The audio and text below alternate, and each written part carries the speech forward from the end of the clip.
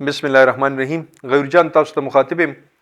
د وړو د بحران په سلسله کې د مخکې ورځې کې ما یو ویډیو کړی و او په هغې کې ما تاسو ته د خپل ګزارشات پیش کړي چې د اوس د وړو بحران چې کوم راغی په دې کې زیات مونږ ته چې څونه حالات ښکاري نو دا مصنوعي بحران دی او مصنوعي بحران او د هغې وجه دا ده چې د ټولو صوبو سره تقریبا د خپل مقدار نه زیات د هر یو صوبې سره تقریبا د 50-52 ورځو او د خیبر پختونخوا سره تقریبا د 92 ورځو 92 ورځو د دې راشن موجود دی او دا غنم چې کوم دی دا موجود دی. خو د صوبو کینچاتانی شروع ده او د 27 کیلومتر د حکومت د وجنه اکثر لدا بحرانونه په صوبو کې سر اوچت کو.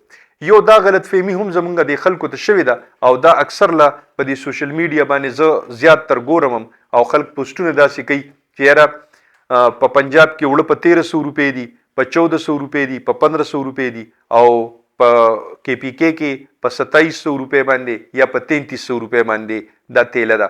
دا خبره بالکل غلطه ده.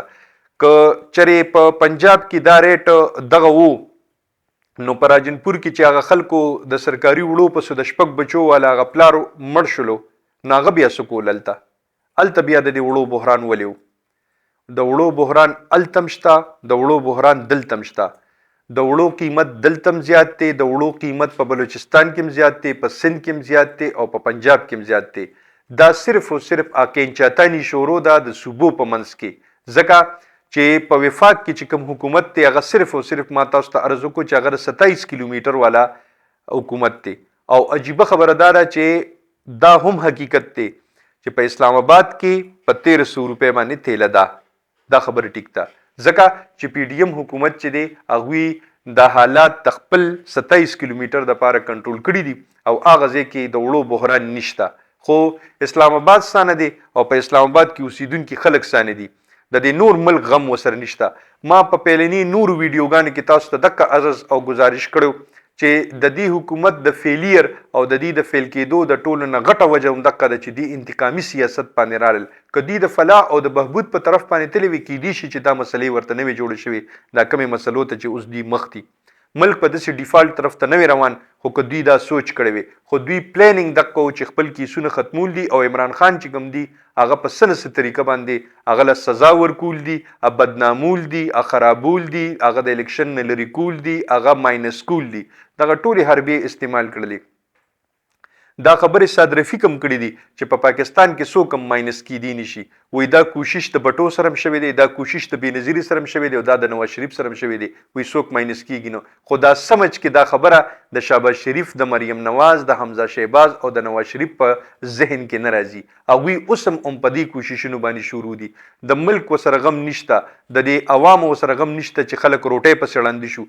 ما تاسو ته هغه ورځ هم دغه خبره ذکر کړې وه چې دا وړو د ګرانېدو سره چې کوم د روټۍ دا نرخ اوچت شلو په دې پیله ځل باندې روټۍ 30 او 40 ته ورسېدله. دا د چا د لاسه ورسېدله؟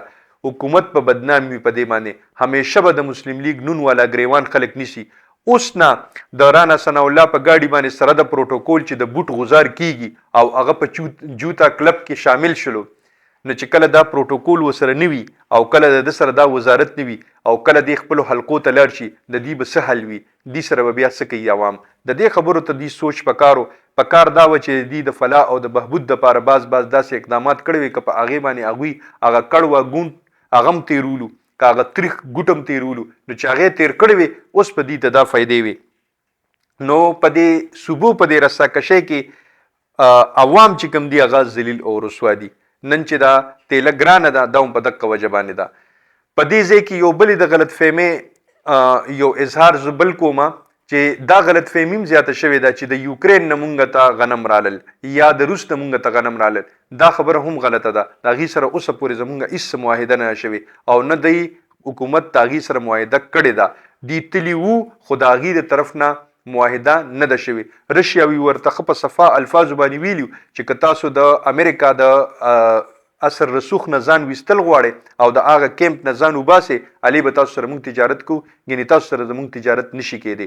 او د پټرولو خبرې ورسره هم په دې ډګر باندې کړې ده چې که چېرته تاسو پټرول موږ نه اخلئ نو پټرول به تاسو ته د عالمي مارکیټ په ریټ باندې ملاویږي. نو په عالمي په مارکیټ په ریټ باندې خو الریډي مونږ ته نور زین نه ملاویږي، نو د هغې نه مونږ ته فایده نه وه، چونکې هغوی ته دا پته ده چې مونږ په دې وخت کې د خبرو ښکار شولو او د دې ښکار کېدو د وجې نه مونږ ته دا مسلې جوړې شولې. د وړو د سمګلینګ چې کوم دا خبر روانه ده چېرې د وړو سمګلینګ کیږي او زمونږ باونډري چې کومه ده هغه محفوظ نه ده، نو دا خبره هم غلطه ده. که دا خبره خواجه آصف کوي نو دا انټیریل منسټري خو همغې سره ده، نو په کار دا ده چې بیا خو هغې د دې خبرې اظهار په دې عقله وکړي چې بیا خو دا کمزوري هم د هغوی ده، نو دا پروپیګنډم نه دي کول په کار.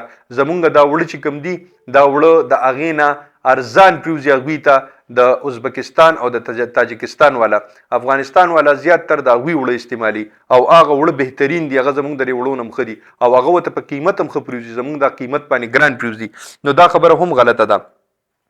د دې خبرې اظهار ما مخکې په یو ویډیو کې تاسو ته کړو چې په جنوري کې به یو بحران نازي د وړو او دا تاسو په مخامخ باندې دا بحران راغی. اوس د دې نه پس چې کوم بحران به سر اوچتوي هغه د بجلی دی، ځکه چې بجلی په پاکستان کې اوس د پیدا کېدو والا شرحه ورځ ته ورځ کمیږي. اوس په ژمي کې تقریبا د 8-10-12 غنټو لوډ شیډینګ شروع دی او په بعض ځینو کې د 14-15 او د 16 غنټو لوډ شیډینګ شروع دی. دا که موسم لږ شانتیم تغیر او تبدیلی پکې راله نو کیدی شي که پکې آن شول نو دا لوډ شیډینګ به بیا د 10-12 غنټو نه 18-20 او 22 غنټو ته ورسیږي. نو دغه د پاره اوس عوام د ځان تیار ساتي چې د 20 روپۍ یونټ والا بجلی بم اوس تاسو ته نه ملاویږي. خوشاله او بریالي اوسئ. د لوی الله په امان.